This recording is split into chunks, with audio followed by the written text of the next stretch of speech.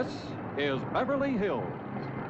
And here come the Beverly Hillbillies.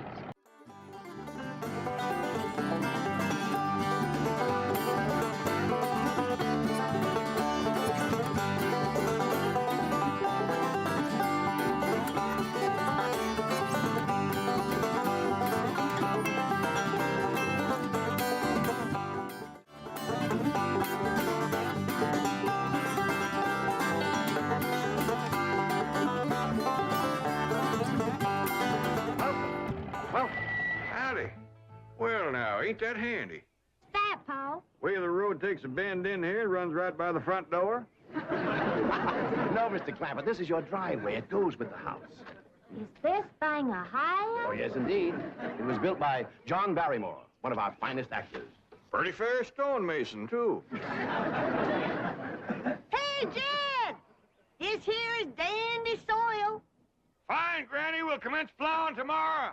But this is Beverly Hills. Dirt is dirt. Yes, I know, but... Why don't we look around inside, eh?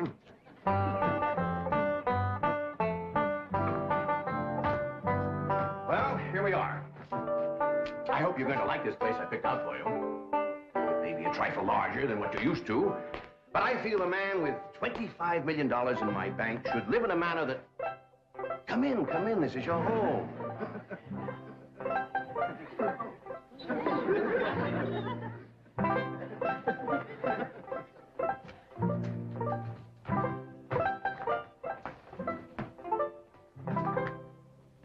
As I say, it may be a bit more than you're used to, but I'm sure you'll be comfortable. Now, my secretary will be over right away to help you with the hiring of servants or whatever problems you may have. She's a very efficient girl, Miss Hathaway. Jed? Jed?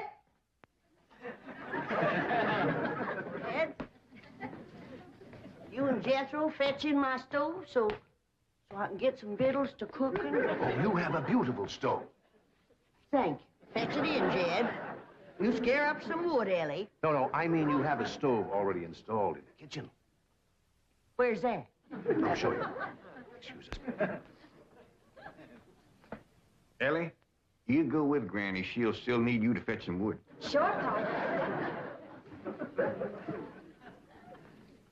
Uncle Jed, guess what? There's a whole nother house up here. Jethro, come down from there. Like as not that belongs to somebody else. Darn. This is your kitchen. Oh, and here's the stove. The last word in food preparation. And speaking of food, you'll find everything you could possibly want stored right in here. See?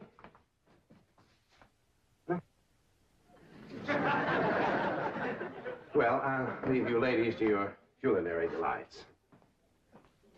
Au revoir. Bon appetit. Talks gibberish. You seem to set a great deal of store in this here stove, Granny. Well, we'll see. Ellie, you run out and fetch some wood. I'll get a fire to going in here and we'll see. Jethro, I hope it's all right for you to be missing school. Oh, sure, Uncle Jed. They ain't straight in the 5th grade. You're in the 5th grade already? Starting this year. It don't seem like no time at all since I went with your ma to get you started in the 1st grade. You was 6 years old. No bigger than that. We drove clean over to Oxford so you could go to the same school your pa went to. You wouldn't know that town today, Uncle Jed. Oxford? Yes, sir. Well, that town has growed and spread out and built up and just kept getting bigger and bigger. Where today, why, I bet you there must be at least 3 or 4 dozen people living there. A place like that's all right to visit, but I wouldn't want to live there. Can I be of any assistance? No, thank you, Mr. Drysdale. We were just talking about Jethro here getting back to school. Oh, well, we have some excellent educational facilities out here, Mr. Clampett. Where do you go to school, Jethro? Oxford. Oxford. Yeah, you see, Jethro's ma, that's my cousin Pearl. She married an Oxford man, so naturally Jethro, he goes to school there, too. I'm the champion crawdad eater. At Oxford? Jethro put away 3 buckets of crawdads. 4. And he's learned to cipher and everything. Cipher some for Mr. Drysdale. 1 and 1's 2. 2 and 2's 4. 4 and 4's 8. I have to take off my shoes to get any further than that. Never mind. I'm sure we're thinking of 2 different Oxfords. You see, there's one that's very, very famous and very old. That's where Jethro goes to school. Been there since pioneer days. That's how come it got its name. It's where the oxen used to ford the river. So folks took to calling it Oxenford, and later on it got shortened to Oxford. Yes, I see. Well, I'll be running. Oh, by the way, here are your keys. My secretary should be over very soon. Well, thank you very much, Mr. Drysdale, for everything you've been doing for us. Oh, it's my pleasure, Mr. Clabbett. You see, I'm not only your banker, I'm your next-door neighbor. Well, say, now ain't that nice? Well, now, why don't you bring your missus over tonight for supper, and I'll have Granny womp up a mess of grits and hog jowl. Well, you see, right now my wife is in Boston. Well, that's too bad. When'll she be back? Not too soon, fortunately. I'll see you later. Hmm? Well, thank you, Mr. Drysdale. So long. Uncle Jed, you reckon one of these days I can have me a little bitty old taste of Granny's moonshine? Now, Jethro, you know the family rule about Granny's moonshine? You get your first taste on your wedding day and not before. Well, Uncle Jed, that might be an awful long time. I ain't even got me no sweetheart. How come? Well, back home, every time I get me a girl, one of them there big fellas would take her right away from me. Maybe out here in Beverly Hills. Paul, could I please have the axe? I gotta split some wood for Granny. Fetch it, Jethro. Ain't this place got a wood pile? Not that I can find. But I found a whole row of black old dead tree trunks, pretty near as high as this height. Are they kind of big for you to tackle? Well, shucks, no, Paul. They're only this big around, and all trimmed and topped and strung together with the black rope, so as no matter which one you cut, the others keep it from falling. Somebody had a right smart idea there. Just the same, I think I'd rather have Jethro do the cutting. Oh, Paul, let me. Cutting trees and chopping logs ain't no work for a girl. I'm just as strong as Jethro.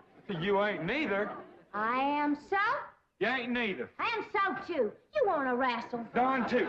Now, here. That ain't no fair fight. Somebody's gonna get hurt. Now, yeah, you see, you're getting too rough. Jethro. A person can get crippled from a hold like that. Get up from there. I can't, Uncle Jed. You turn him loose and get up from there before I take a strap to the boot. Now, here, you get out there and chop down one of them tree trunks and saw Granny some nice logs. Yes, sir, Uncle Jed. Could have whooped you if you hadn't tripped me. Ellie, come back here and sit down. I want to talk to you. Whoop them fair and square, and I'll do it again. You won't. That's what I want to talk to you about. Ellie Mae, you're getting too big to wrestle with boys. I ain't as big as Jethro. Big that way, I mean, growed up. You're a young lady now. You gotta start minding your manners and fixing yourself up real nice and wearing dresses. Paul, folks would call me a sissy. Well, it ain't sissy for girls to act like girls.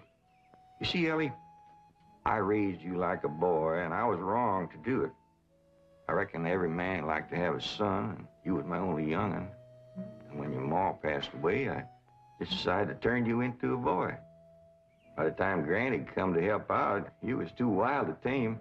By thunder, you could outrun, outclimb, outfight, and outshoot every boy in them hills. I still can, Paul. Yeah, but it ain't fitting.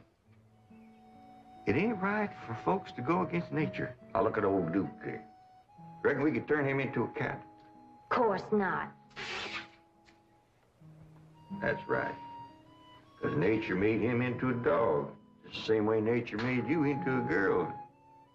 Here lately, she's getting more and more positive about it. You mean my years is growing? No, nothing like that. You're pretty. Oh, Paul. I know you don't like it when I say that, but you like it when the young fellas around here come in saying it, and they will. Only they'll probably be using words, fancy words I won't even understand. But Ellie Mae, ain't nobody can ever tell you how pretty you really are except me. You're the living picture of your mom.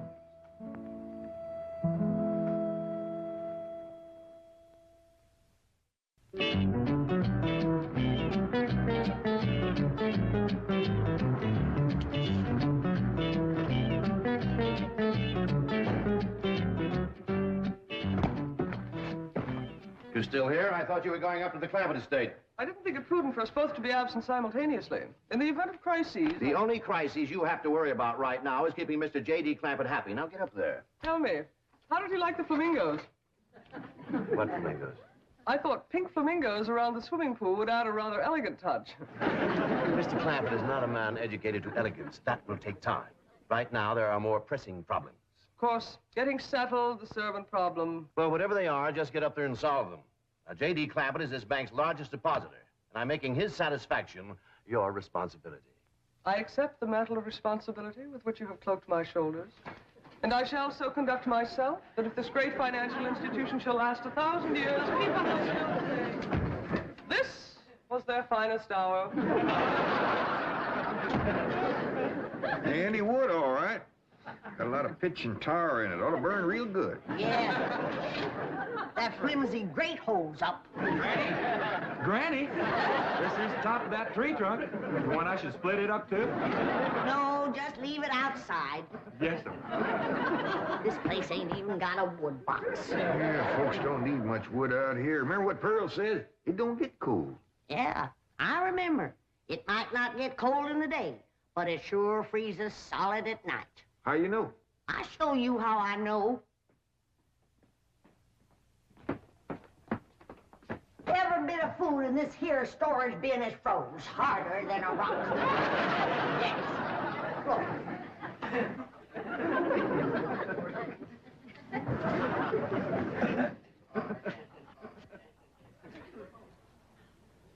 Mighty thin-skinned hog.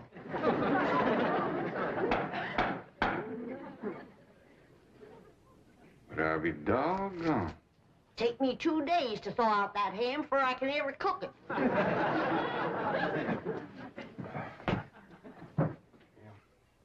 People ought to know better than store food up against the north wall. Tomorrow we'll dig us a root cellar and we put all this stuff in it. Jethro, go on out there and catch us a chicken. Okay, Uncle Jed. How you know we got chickens? Place this size is bound to have chickens. Ain't all frozen.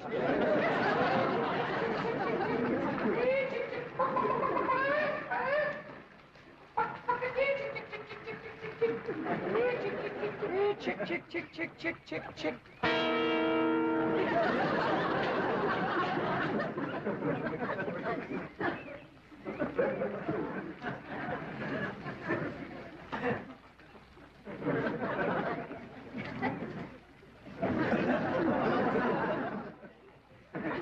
I keep a chicken. Here's that bucket. You want it? You take it, Ellie. See if you can find a creek. I gotta have some water. You know a pump on this place? It ain't even got a well. Uncle Jed, Uncle Jed. Yeah, boy. Did you find a chicken? I found something. I ain't sure if it's a chicken, a goose, a duck, or what. Where is it? I couldn't catch it. That thing can outrun a jackrabbit. There ain't no goose or duck. Must be a chicken. If it is, I was right about things growing bigger out here. That thing was this high. Chicken? Ah, Jethro. Honest, it's got legs this long. Gibby's on the drumstick. Drumstick ain't much. Whoever gets that neck is eating from now on. Commences here and runs plumb up to here. Jethro? You ain't forgot what I said about Granny's jug of liquor. I ain't been at Granny's jug. You have your in first. Honest, cross my heart. Where'd you see this chicken? Down by the cement pond. Cement pond. Uncle Jed, that pond is the fanciest thing you ever did see. Why, they are steps. So's the cattle can walk right down into it and get a drink. And up at one end, there's a lady standing there made out of rock. And she's a pouring water out of a jar right into that cement pond. Oh. Well, that's how come that big old pink chicken to get away from me. Flew right over the top of that there rock lady, landed in that pond, and swam like an otter. Just flapping them big old pink wings and hollering. What color did you say that chicken was? It's pink. Ain't I told you that stuff would stunt your growth? Miss Granny, I didn't touch a drop. You and me is going to the woodshed. Jethro, you swear to be telling the truth? So help me, Jefferson Davis. You take your hat off when you speak of the president. He ain't president no more. I'll have no Yankee talk in my kitchen. Now, Jethro, you and me is going back out there and corner that chicken. Granny, you get your fire to going. Ellie Mae, you sweep up out front and keep your eyes open for that Miss Hathaway. I'm counting on her to take you in hand and get you in the right kind of clothes. Come on. Chicken.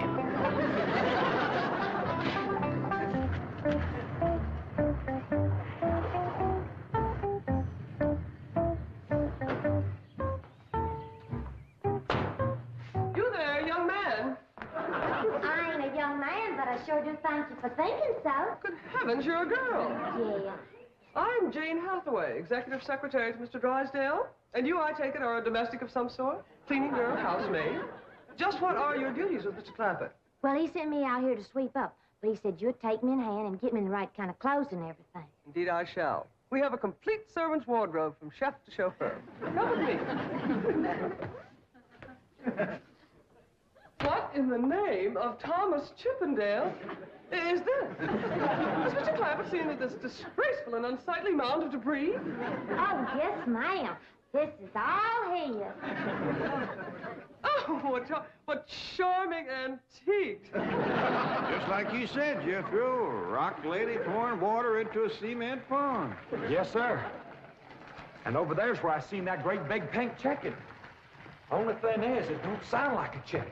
It makes a kind of hollering noise.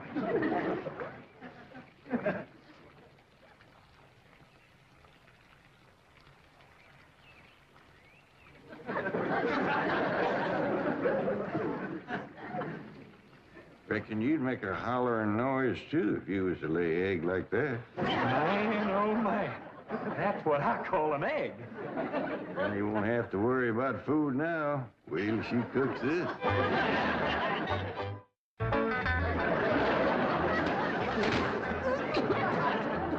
That blame city stove don't draw worth nothing. Hey, Granny, look at this egg. What's all the smoke? Stove don't work.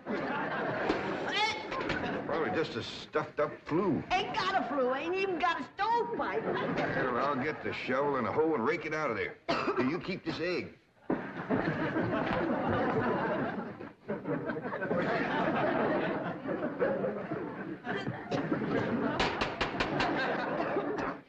It's like everything else out here. Froze solid.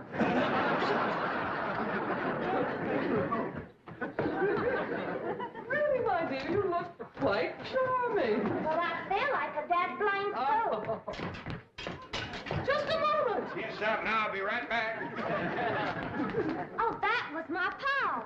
I take it he's a gardener. Oh, yes, ma'am. Pa just can't wait to commence gardening. Apparently. However, as though I admire his enthusiasm, I must forbid him access through the main entrance. Now, tell me about the rest of the staff. Is there a chauffeur? A what? Someone who does the driving. Oh, yes, ma'am. That's Jethro. Of course, I don't reckon he can stay around very long. He's got to get back to Oxford and go to school. Oxford? He attends Oxford University? Well, he just calls it school. Pa went to school there, too. Oh, yes. Old school time. Great pride, those Oxford men. Sorry I couldn't stop before. Granny was having trouble in the kitchen. Pa, do I have to wear this here stuff that Miss Hathaway... No, there can be no appeal from Mr. Clampett's orders. Thank you, ma'am. Glad to see you taking a firm hand. Ellie Mae, that's right pretty. Makes you look taller. She's got me walking on pegs. Well, run in and show Granny. And get rid of those old clothes, dear. Granny, I presume, is the cook. Yes, ma'am, but she ain't too happy about it right now. I shall deal with her directly. Now, let's see. Maid, gardener, cook, chauffeur. Oh, I understand Jethro is an Oxford man. You bet he is. I'm quite anxious to meet him. Don't blame you. Fine-looking young feller. Single, too. And he's on the lookout for a girl. I'm only interested in the intellectual rapport which I would naturally have with an Oxford man. I presume you went to Eton as a boy. If I know Jethro, he went to Eton the minute he was born. Yes, of course. I suppose his father matriculated him. I kind of think maybe it was his ma. Oh, well, no matter. At any rate, he's an Eton man. That he is. Matter of fact, Jethro won the Eton championship. How marvelous. What was he champion of? Eton. Yes, I know. But what was it? Cricket? Oh, no, it was crawdad.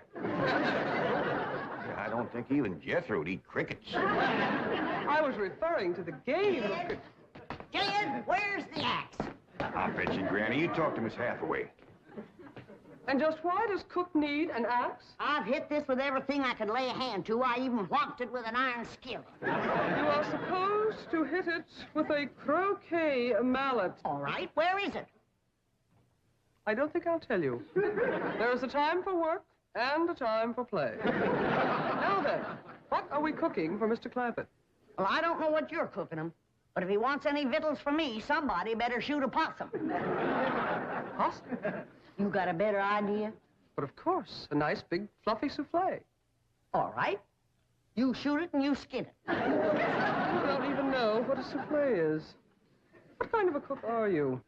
I'm a cook with a stove that don't draw, food that's froze solid, chickens that can't be caught, eggs that can't be broke, and a smart alecky city woman telling me my business. That's what kind of a cook I am. Mind your tongue, little woman. I can have your job. You sure can, and the sooner the better. Jethro's coming, and just wait till you see what he's got. Thank heaven.